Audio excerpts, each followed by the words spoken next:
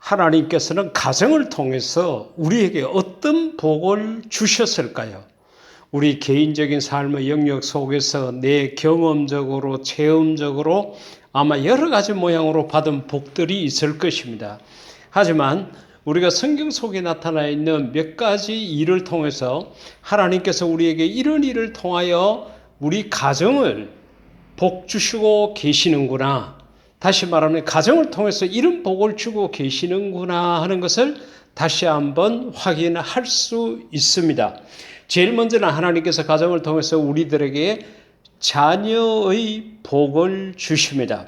사무엘상 1장 19절 20절 말씀에 엘가나가 그의 아내 한나와 동침하매 그랬는데 우리가 아는 대로 한나는 아이를 낳지 못하는 대표적인 성경 인물이었습니다. 그것 때문에 힘들어하고 괴로워하고 때로는 멸시도 받고 여러 가지 모양으로 괴로운 시간들을 보내고 있었습니다. 그때에 그 한나가 성전에 가서 기도하게 되고 또 그렇게 기도했지만 엘리 제사장으로부터 오해를 받죠. 너 이제 술 좀 그만 먹어라. 마치 술이 취해가지고 하나님의 성전에 와서 그렇게 짓거리고 있는 것처럼 그렇게 보였던 거죠. 그러나 한나는 자기 마음이 너무 힘들고 괴로우니까 기도할 소리도 나지 않죠. 그냥 입술만 움직이는 모습이 나타날 뿐이었습니다. 그런데 이런 한나의 심정을 알 수 없는 엘리 제사장이 술 취했다고 오해까지 하게 된 것입니다. 하지만은 한나가 자기 자신이 내가 이렇게 힘들어서 이렇게 기도하고 있습니다라고 엘리 제사장에게 해명을 하게 되고 그 이야기를 듣고 엘리 제사장이 한나를 축복하게 됩니다. 그렇게 엘리 제사장으로부터 축복을 받은 한나는 남편과 동침하게 됩니다. 그래서 19절에서 엘가나, 그의 한나의 남편이죠. 그의 아내 한나와 동침하매, 동침이라는 단어를 썼습니다. 그래 기도하고 동침하고 그렇게 하니까 여호와께서 그를 한나를 생각하신지라 그같이 이야기를 했습니다. 우리가 모든 복을 받는 데는 내가 해야 될 영역이 있습니다. 그리고 하나님께서 책임져 주셔야 될 영역이 있습니다. 가령 예를 들어서 우리가 구하고 찾고 두드리는 것은 하나님이 하시는 것이 아니라 우리가 해야 될 영역입니다. 그것을 찾게 하는 것은 하나님께서 하시는 겁니다. 그러니까 우리가 무슨 일이든 간에 마땅히 내가 해야 할 일을 잘 감당하는 것은 무엇보다도 중요합니다. 한나가 그 어려운 마음을 하나님 앞에 기도로 나타내고 남편과 동침하게 되니까 하나님께서 한나를 생각하시게 되고 마침내 한나가 임신하고 할렐루야. 여러분 임신했을 때 한나의 기쁨이 얼마나 컸는지 상상이 되시죠? 임신하지 못한 것 때문에 그렇게 힘들어하고 괴로워하고 멸시받고 천박하게 그렇게 업신여김을 당하고 이렇게 했는데 임신을 했으니까 얼마나 마음이 기뻤겠습니까? 그리고 10개월이 지났죠? 때가 이름에 아들을 낳아. 그것도 딸이 아니고 아들을 낳았습니다. 그렇게 바라고 기다리고 소원하고 갈망했던 아들을 하나님으로부터 얻게 되었다는 거죠. 그러니까 한나가 임신했을 때의 기쁨, 출산했을 때의 그 기쁨, 이루 말할 수 없을 것입니다. 이처럼 하나님께서는 가정을 통해서 우리들에게 자녀를 주십니다. 만약에 우리의 아들과 딸을 사과나무에서 사과를 따는 것처럼 그렇게 쉽게 얻을 수 있다 그러면은 어떤 일이 벌어질까요? 아마 아이가 성장하는 과정에서 조금이라도 애를 먹이고 공부를 잘 못한다든지 외모가 내가 기대하는 만큼 생기지 못했다 그러면 갖다 버리겠죠. 왜? 또 하나 따면 되니까.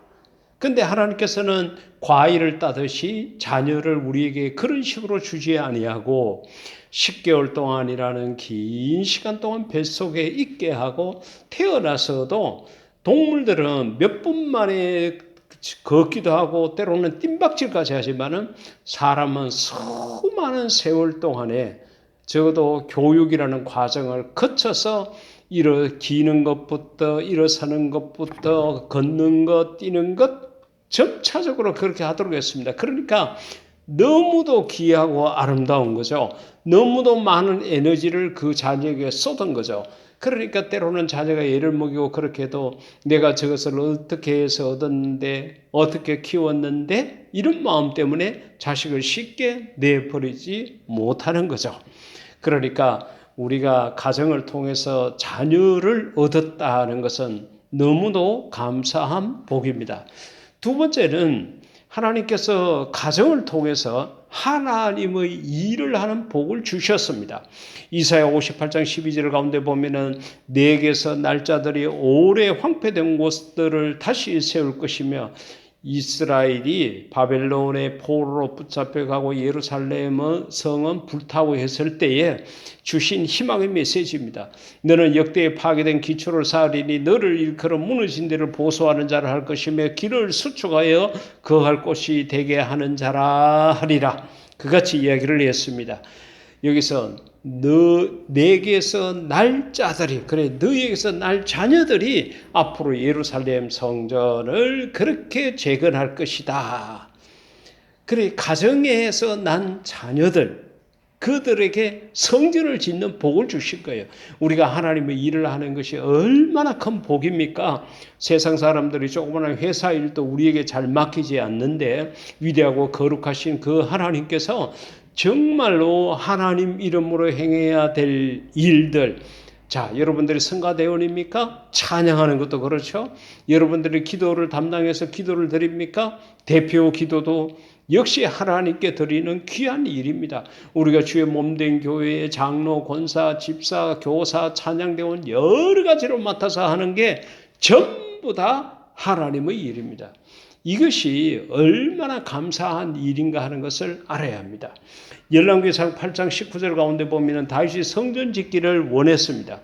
근데 하나님께서 너는 안 돼 그러셨죠. 그러면서 누구에게 그 성전 짓는 것을 허락했느냐? 너의 몸에서 낳을 너의 아들, 다시 말하면 솔로몬이죠. 그가 내 이름을 위하여 성전을 건축하리라. 그같이 이야기를 했습니다. 가정에서 아버지가 못한 걸 아들이 하도록 했다. 유명한 기술자, 돈 많은 부자, 그를 통해서 하는 것이 아니라 너의 몸에서 난 아들이 내 성전을 짓게 될 것이라. 그래 가정을 통해서 하나님의 일을 할 수 있는 복을 주신 것입니다. 그리고 누가복음 15장 탕자의 비유 속에서도 보면은 이 아버지가 아들을 회복시켜 주십니다. 그러니까 탕자가 모든 것을 다 떨어먹고 외모도 거지 모양이 돼가지고 그렇게 아버지께로 돌아왔는데 아버지는 제일 좋은 옷을 내어다가 입혀라 그럽니다. 그래 제일 좋은 옷이 있다는 것은 다른 옷도 있다는 거죠. 아버지께서는 여러 옷을 준비해 놓고 기다렸습니다. 손에 가락지를 끼우고 발에 신을 신기라. 그리고 살찐 송아지를 잡아다 가지고 우리가 먹고 즐기자. 그렇게 한 거예요. 회복의 복을 가정을 통해서 받도록 했습니다. 우리가 집에 들어가서 하루에 지친 몸을 눕혀가지고 우리 육체가 회복되도록 기다리는 것도 참 행복하지만은 우리가 세상을 살아가다가 넘어지고 쓰러지고 힘들고 상처 있고 괴롭고 고통스럽고 눈물과 한숨이 내 마음속에 있을 때에 우리가 하나님 아버지 품으로 들어오게 되면은 하나님께서 우리를 껴안으시고 우리를 회복시켜 주신다는 겁니다. 이처럼 하나님께서는 가정을 통해서 우리에게 회복의 복도 주시고 하나님의 일을 할 수 있는 복도 주시고 자녀의 복도 주십니다. 이 모든 복들이 저와 여러분의 가정에 함께 있기를 주의 이름으로 축복합니다. 우리가 이런 것을 감사한 마음으로 마음에 깊이 담아서 날이 가고 시간이 갈수록 더욱더 하나님을 사랑하고 하나님과 더불어서 귀하고 아름다운 가정을 꾸리는 그런 우리 모두가 될 수 있기를 인류 최대 멋쟁이신 예수님 이름으로 축복합니다. 아멘.